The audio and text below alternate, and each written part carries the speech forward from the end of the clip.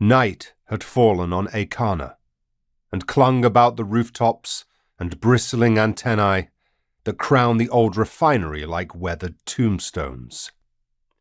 No light of moon was there, and the stars kept silent vigil, distant and cold as the grey sands that flatly stretched the horizon all around.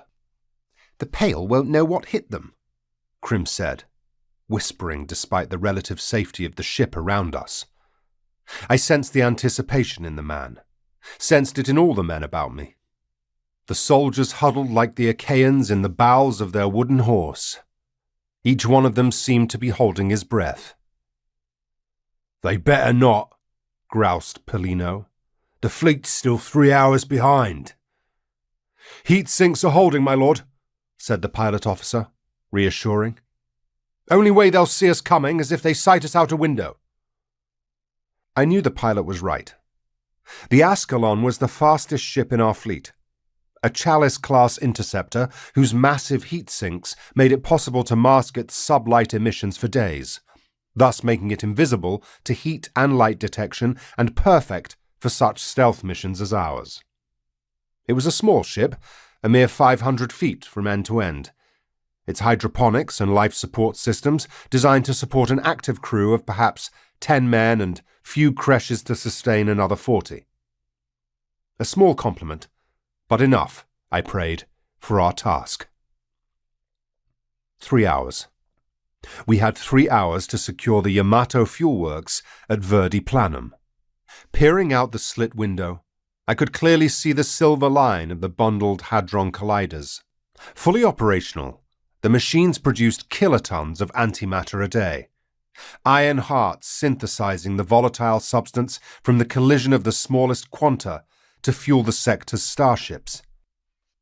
In the distance, I could make out the silver domes where containment silos waited to be hauled from Acana's surface to high orbit. Without antimatter, our starships could not travel faster than light's slow speed.